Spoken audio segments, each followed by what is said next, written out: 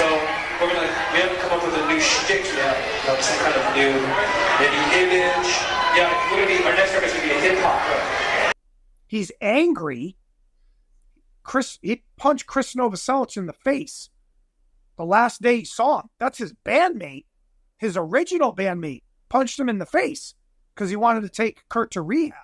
What led up to it and what happened? Kurt was at rehab at Exodus in LA the day before. He was there for about 2 days. It's like 2 nights, comes there late at night, and then he's there one night, and then he stays up 1 full day. He leaves and he flies back. He leaves rehab, like kind of they say jumps a wall or exits rehab without telling anyone and supposedly called Courtney and all this, whatever. He flies back to Seattle.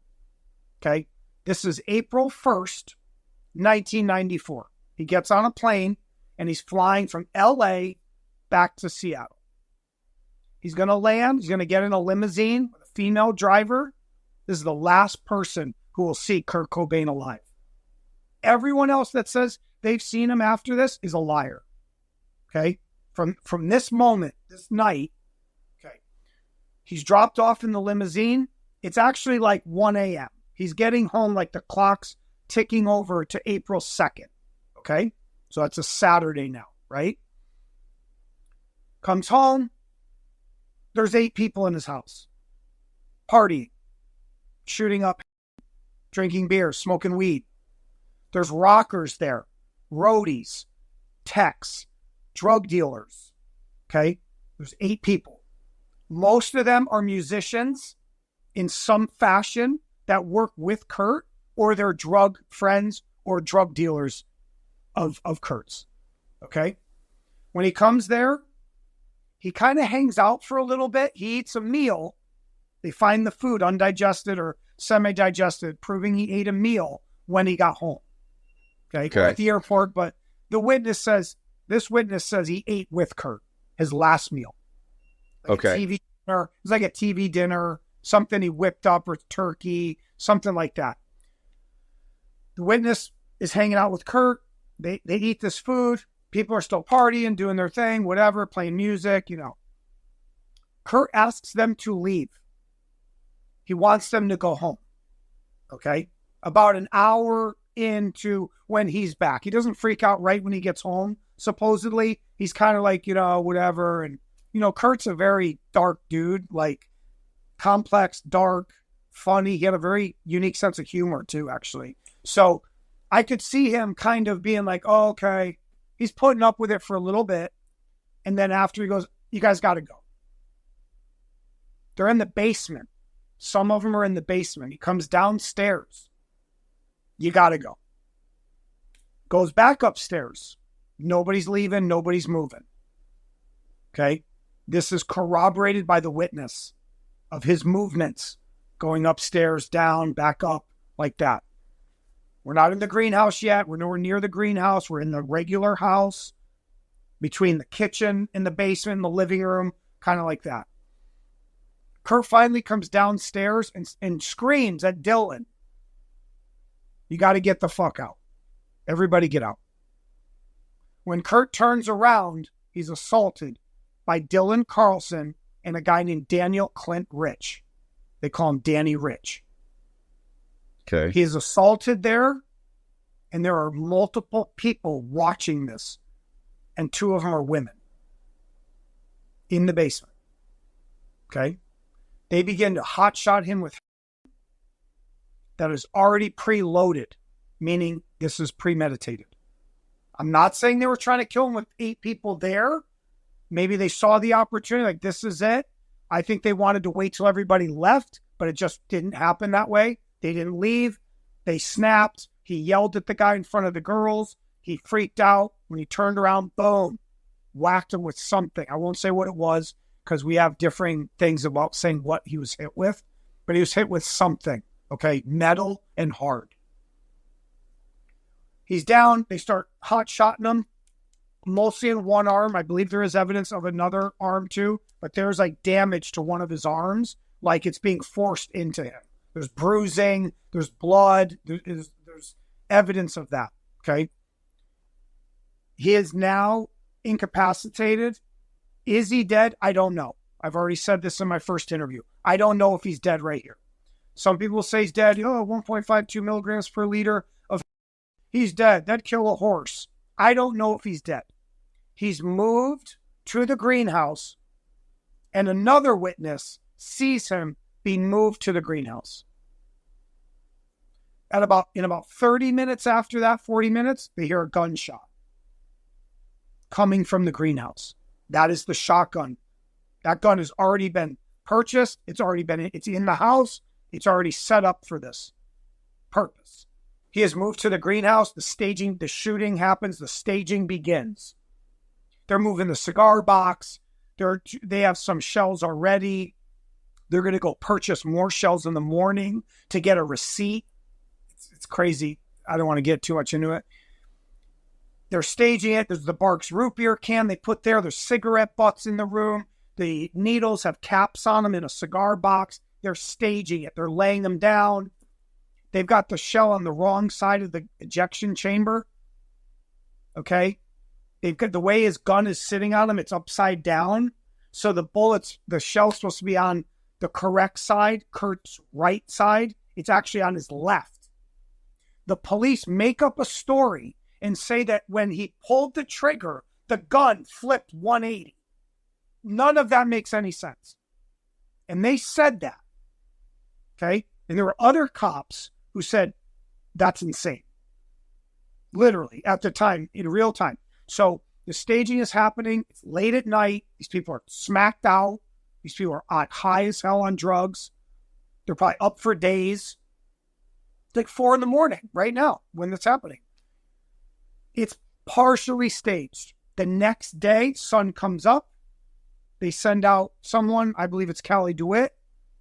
He goes out to buy shells. He pretends to be Kurt Cobain. He's picked up by a cab driver. The cab driver cannot ID him as Kurt Cobain. Says he kind of looked like somebody out of place in this rich neighborhood. That most likely is Michael Callie DeWitt. He had long hair, dyed hair. I don't know if he had a hat on. He's somehow pretending to sort of be either Kurt or somebody like a friend of his, whatever, right? A rocker. He goes out to buy more shells to get a receipt, and then they place that bag with the receipt by Kurt's foot.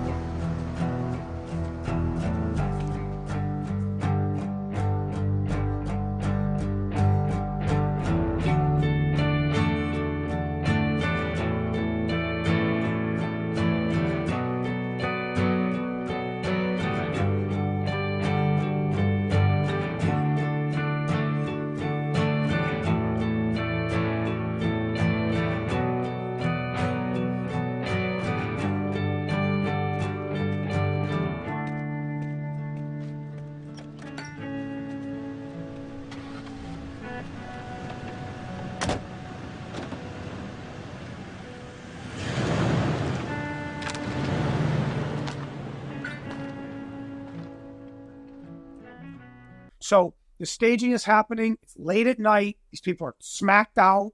These people are high as hell on drugs. They're probably up for days. It's like 4 a.m. right now when that's happening. It's partially staged. The next day, sun comes up. They send out someone, I believe it's Callie DeWitt.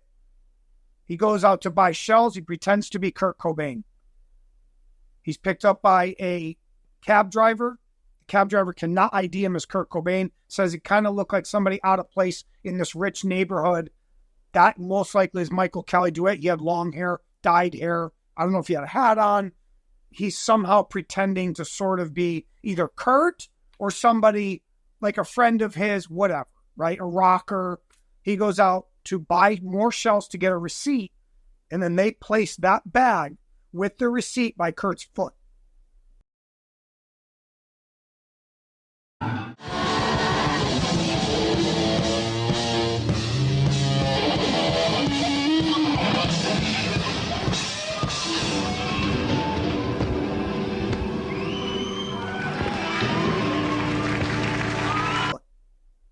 So what I'm getting at is the staging is not completed until about noon, 1 p.m. on April 2nd. At that point, everyone is still at the house. Okay? They're all still there. Some are involved, some are not.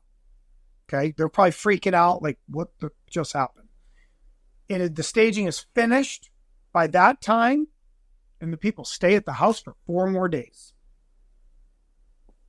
And they keep shooting up and keep partying, and they hide his body in the greenhouse.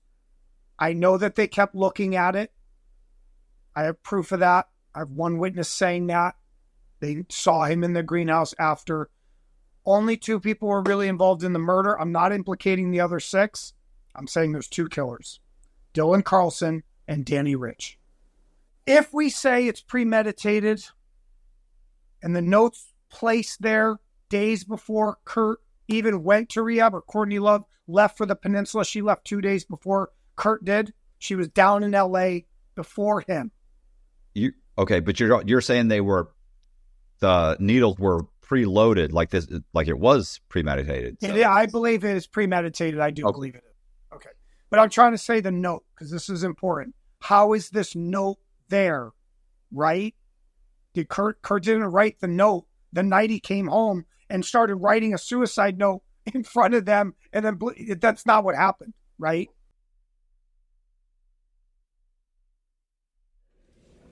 I didn't even read it myself or whatever. It was just read to me.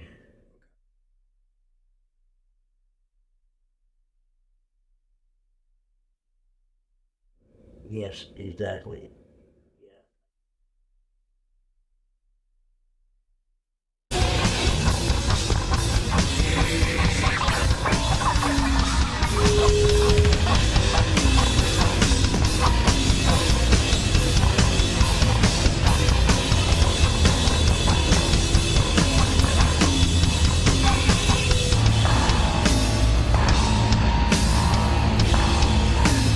So what I'm saying is the motive. If we look at Courtney Love, did she whisper to Dylan or make the call or talk about it before? There was a Rome incident of Rohypnol where Kurt OD'd. They think Courtney and Callie DeWitt tried to kill him then, weeks before. Okay? So if you look at Courtney Love and you say she has motive to get rid of Kurt because they're going to get divorced, they're fighting all the time. She tells Rosemary Carroll, get me the nastiest divorce attorney in the world. He tells the attorney, Rosemary, write her out of my will. This woman's hearing it from both sides. Like, what's going on? So there is motive. Because guess who inherits all his music rights? Courtney Love. Because of the shotgun blast, but the heroin would have did the trick also. It's a terrible thing that this guy didn't get to live his life and enjoy his time on Earth more. And I think that's because of the people around him. And I don't mean just his wife, all the people around him. And he made too much money for too many people, and he became too valuable too soon. He had to die. And that's how it works. And that's not nice. So that's what I got to say about that.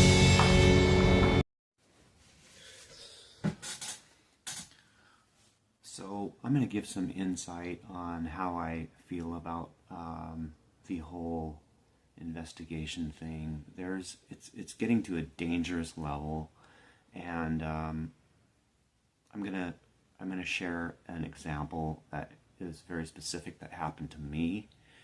So about 6 years ago, I started telling a lot of stories related to shows that I went to, Nirvana shows, many experiences with Kurt and Chris.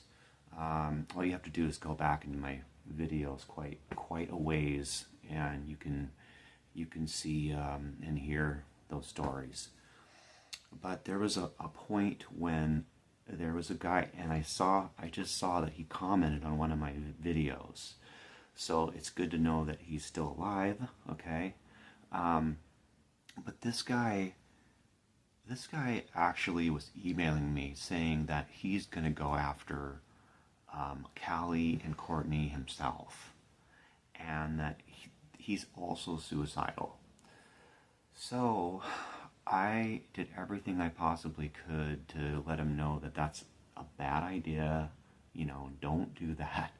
You know, just take care of yourself, believe in yourself, be creative, you know, whatever you can to, you know, if you see what I'm getting at, now you have multiple people telling their narrative on how Kurt died, okay?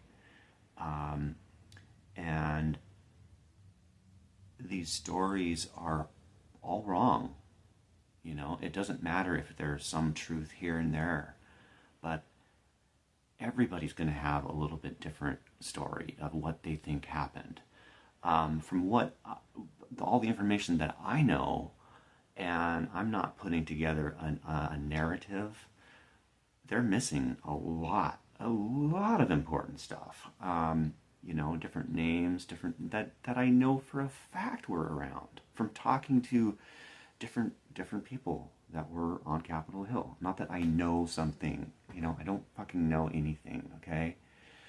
I'm going to get a little upset because what I'm seeing is that what this is leading to is some of these people, and I'm talking to you, you're going to get so freaking heated up over this that you're going to want to take it into your own hands. And there's nothing good about that, man. You know, like I said, a few years ago, I dealt with somebody that was in that point. You know, hopefully he's not anymore. I don't know. You know, I just saw him comment, so he is around. And no offense to you, man. I hope you're doing well. You know who I'm talking to. You know who you are. But be very aware. This is leading to street justice madness. Okay. That's what, you know, you, Michelle, and there's, I forget your friend, Chris Todd. You have, what's his name that has the Kurt's Army. You have, I mean, you guys, okay, if you're going to call this an army, guess what armies do? You know, they fight wars. Guess what wars do? They have weapons. They have large amount, okay, great, you know. That's about conflict, you know. That's not about like figuring things out, you know, and actually being constructive and not causing anger. I just had a guy email me last night. He's like, "I'm so pissed off over this. I'm so pissed off," you know. So this boiling point is not going to be healthy, you know. If one of these people get like confronted somewhere, or hurt, injured, or, you know, whatever, I mean, you know, they have the right to put up restraining orders to, you know, the individuals that are part of the, you know, I'm speculating, but in the temperature of the environment of everything today, it's dangerous.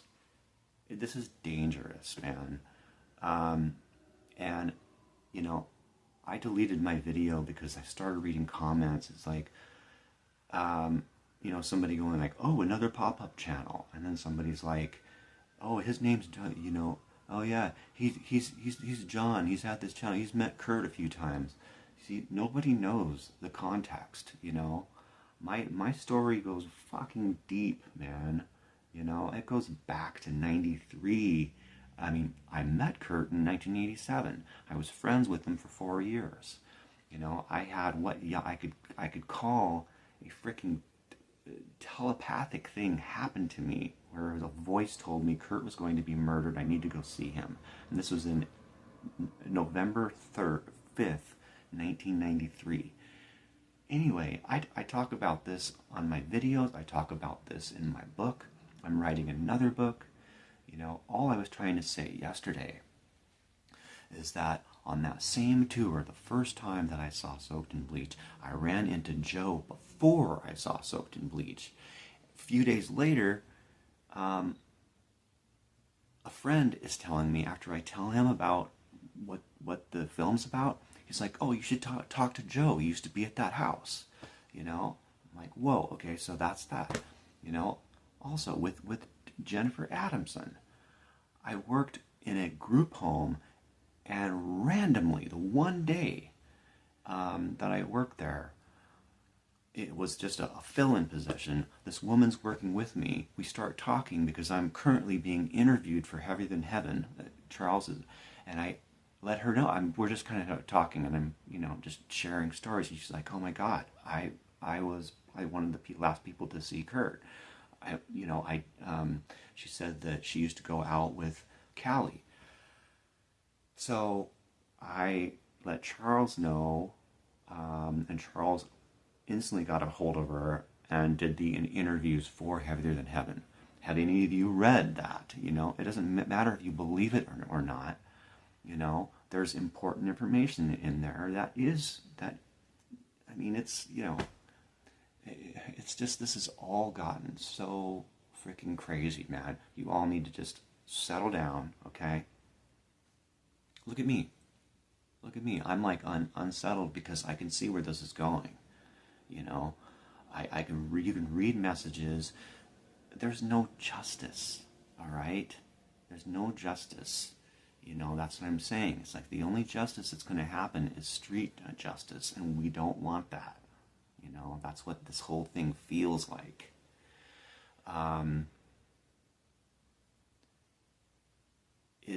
Do any of you believe, after seeing the last video of Joe, and hey, you know, I have no animosity towards Joe, you know, at all. I think he has been manipulated, not listened to. In these interviews, man, nobody's really giving him 15 minutes just to talk, you know. I listened to 4 hours. You know, one of the girls, I think Michelle, sent me 4 hours to listen to. I no longer have it. I deleted it because it's absolute garbage. It's impossible to listen to. There's no clarity. And I let her know, I'm like, if you try to edit this down, it's going to be unlistenable, you know. Well, they got 20 minutes out of probably more than 4 hours from what somebody told me. And Joe's constantly going, I'm tired, I need to sleep. You say, back then he didn't sleep for a week, and he's trying to remember a time when he didn't sleep for a week, you know, and he can't. So this is the truth of the whole thing, you know. I watched Michelle. You know, best to you. And Michelle, I can see that you really are passionate about all this. All of you are passionate about all this. Great, okay? But, you know, just coming up with, like, these narratives of what happened, you know, what happened, you know, it's becoming such a huge conspiracy where there is more evidence pointing towards something strange happened than there is to the original story we were told on the day Kurt died. There's no doubt about it. You know, how does this all unfold healthy, all right, with mass communication, mass video, you know, mass technology? It's just like, you know, and it's exploding, you know. Do we need to put some fire extinguisher on it, actually, and just, you know? So you guys got to think about all this stuff. I'm not fucking bullshitting, you know. So anyway, thank you for listening. And what really got me to do this video is I just listened to a guy that gave his 2 cents on watching it, and it makes perfect sense. Most people are feeling that way, you know. And also, your average Joe out there person that is going to be introduced to this is going to just go like, you know, they get one. I played a little bit for a friend, and he literally thinks that something weird happened, but he watched part of the Joe interview, and instantly he was like, you know, he says Green Lake, you know, he doesn't even say Lake Washington, you know, but that's true. He did say Green Lake, and they actually kept it. Green Lake's in another part of Seattle, you know, so anyway, okay.